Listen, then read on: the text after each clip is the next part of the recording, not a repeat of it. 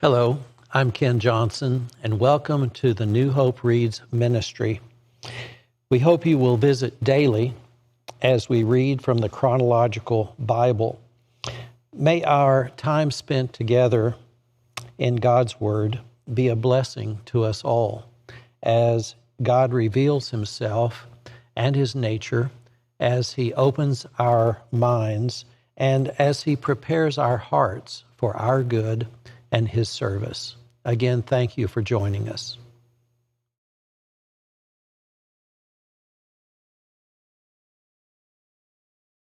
March 5th, the water of purification, from Numbers chapter 19, verses 1 through 22.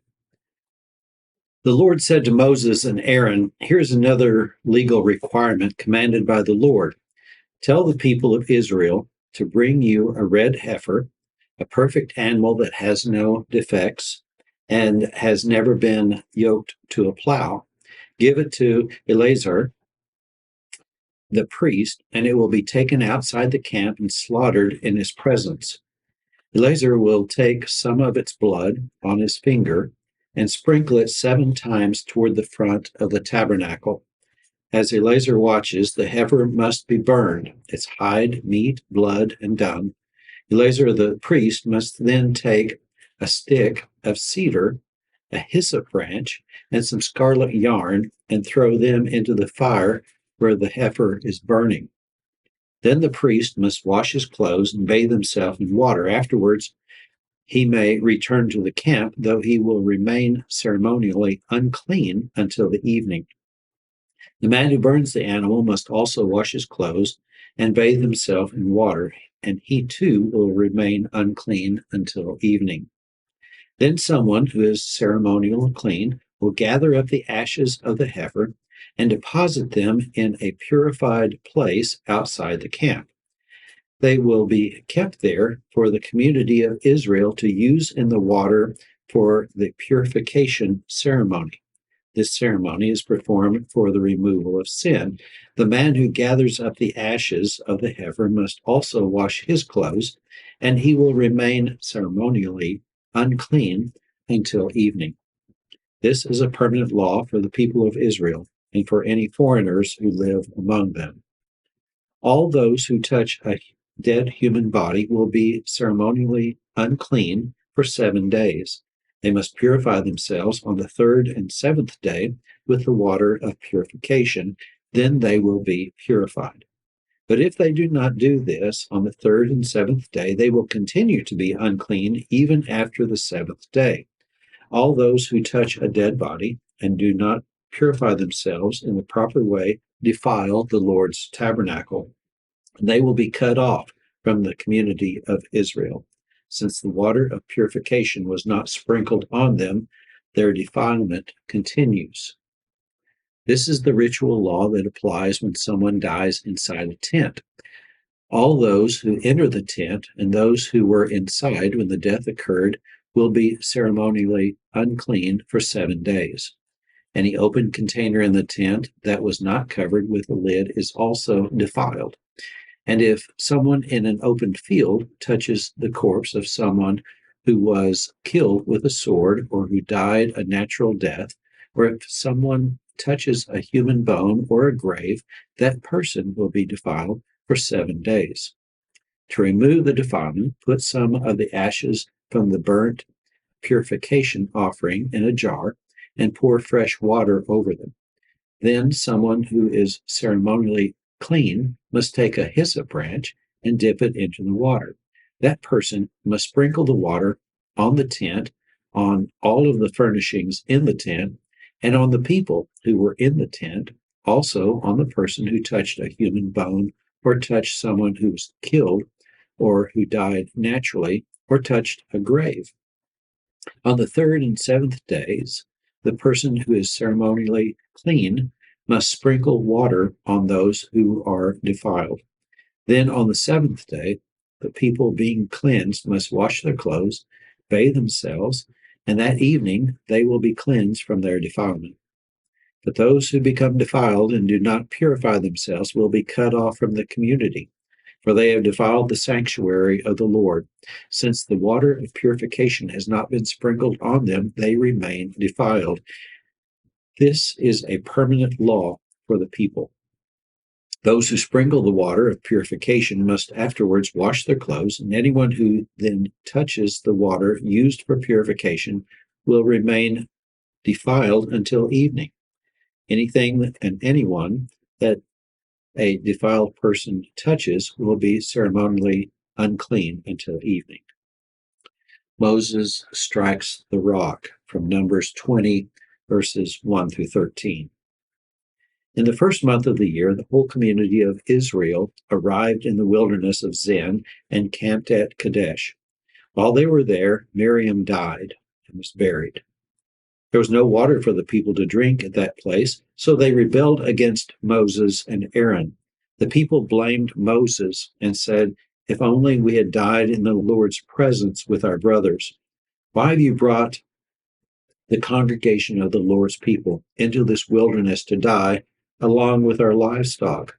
Why did you make us leave Egypt and bring us here to this terrible place? This land has no grain, no figs, no grapes, no pomegranates, and no water to drink." Moses and Aaron turned away from the people and went to the entrance of the tabernacle, where they fell face down on the ground. Then the glorious presence of the Lord appeared to them. And the Lord said to Moses, "You and Aaron must take the staff and assemble the entire community. As the people watch, speak to the rock over there, and it will pour out its water. You will provide enough water from the rock to satisfy the whole community and their livestock." So Moses did as he was told. He took the staff from the place where it was kept before the Lord. Then he and Aaron summoned the people to come and gather at the rock. "Listen, you rebels," he shouted. "Must we bring you water from this rock?" Then Moses raised his hand and struck the rock twice with the staff, and water gushed out. So the entire community and their livestock drank their fill. But the Lord said to Moses and Aaron, "Because you did not trust me enough to demonstrate my holiness to the people of Israel, you will not lead them into the land I'm giving them." This place was known as the waters of Meribah, which means arguing, because there the people of Israel argued with the Lord, and there he demonstrated his holiness among them. Edom refuses Israel passage from Numbers chapter 20, verses 14 through 21. While Moses was at Kadesh, he sent ambassadors to the king of Edom with this message: "This is what your relatives, the people of Israel, say. You know all the hardships we have been through. Our ancestors went down to Egypt, and we lived there a long time, and we and our ancestors were brutally mistreated by the Egyptians. But when we cried out to the Lord, he heard us and sent an angel and brought us out of Egypt. Now we are camped at Kadesh, a town on the border of your land. Please let us travel through your land. We will be careful not to go through your fields and vineyards. We won't even drink water from your wells. We will stay on the king's road and never leave it until we have passed through your territory." But the king of Edom said, "Stay out of my land, or I will meet you with an army." The Israelites answered, "We will stay on the main road. If our livestock drink your water, we will pay for it. Just let us pass through your country. That's all we ask." But the king of Edom replied, "Stay out. You may not pass through our land." With that, he mobilized his army and marched out against them with an imposing force.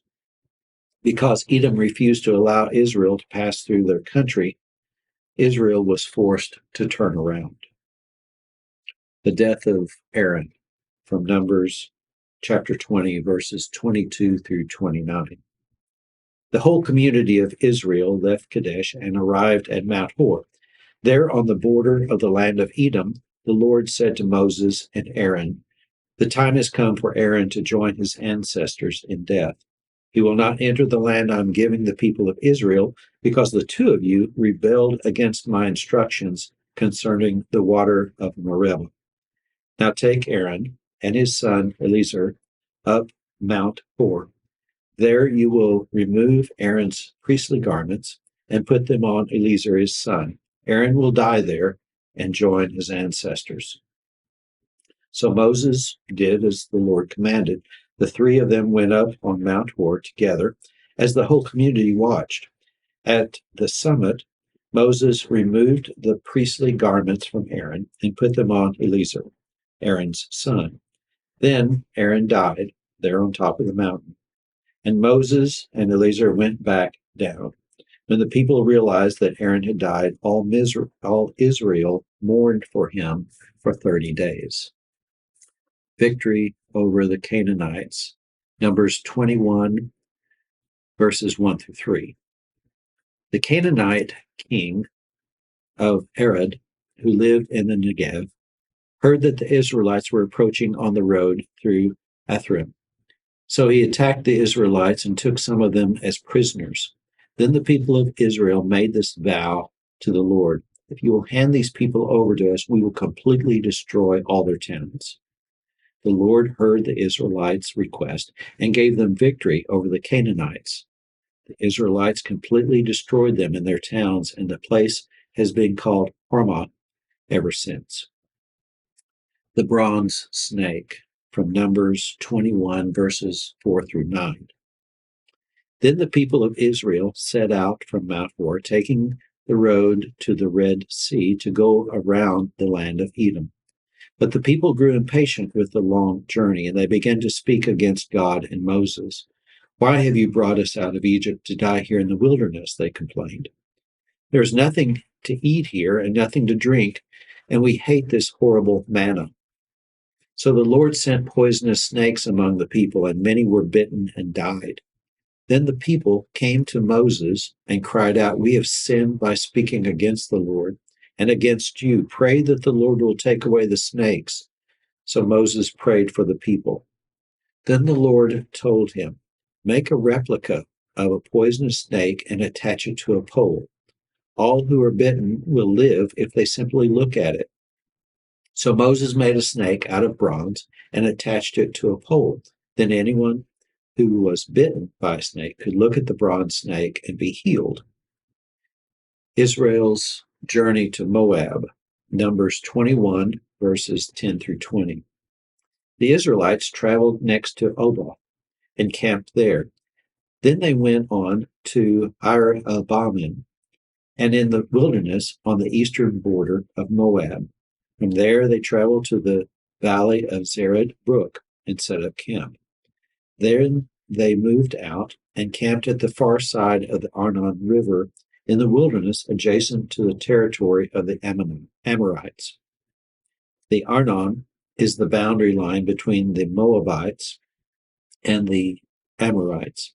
For this reason, the book of the wars of the Lord speak of the town of Waheb in the area of Suphah and the ravines of the Arnon River and the ravines that extend as far as the settlement of Ar, the border of Moab.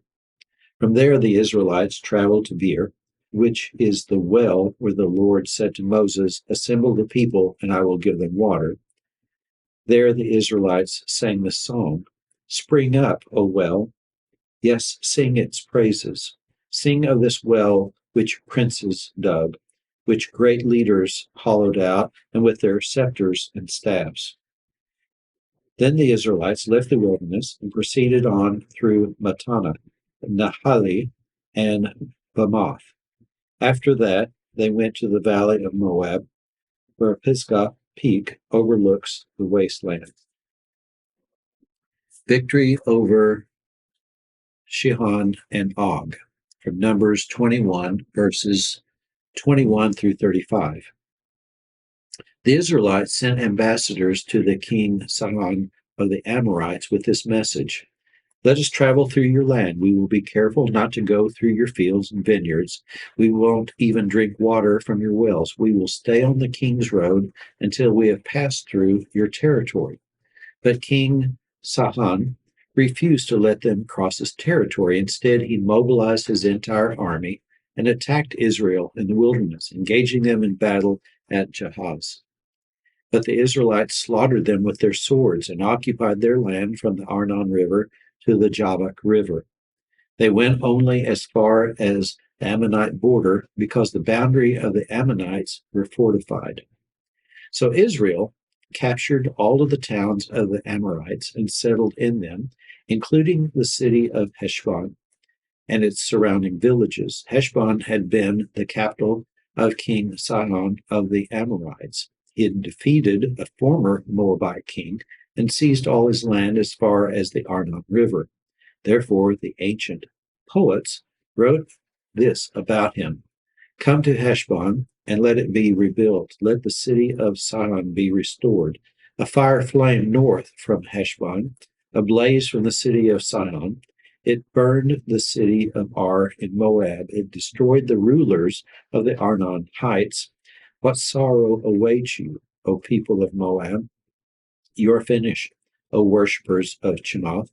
Chemoth has left his sons as refugees, his daughters as captives of Sihon, the Amorite king.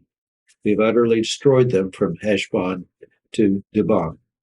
We have completely wiped them out as far as Nophah and Medeba." So the people of Israel occupied the territory of the Amorites. After Moses sent men to explore the Jazer area, they captured all of the towns in the region and drove out the Amorites who lived there. Then they turned and marched up to the road to Bashan. King Og of Bashan and all his people attacked them at Edrei. The Lord said to Moses, "Do not be afraid of them, for I have handed him over to you, along with all his people and his land. Do the same to him as you did to the king Sihon and of the Amorites who ruled in Heshbon." And Israel killed King Og, his sons, and all his subjects. Not a single survivor remained. Then Israel occupied their land. Hi there, and welcome to New Hope Reads. I'm Mark Ruff, and we are delighted that you've joined us to share in the reading of God's Word. It's very important that we share this together and be in God's Word daily. And by the way, we'd like to invite you to join us here at New Hope Church of Christ anytime you get a chance. Sunday mornings, we have classes at 9:30. We have worship at 10:30, and you can join us live or online. Have a blessed day.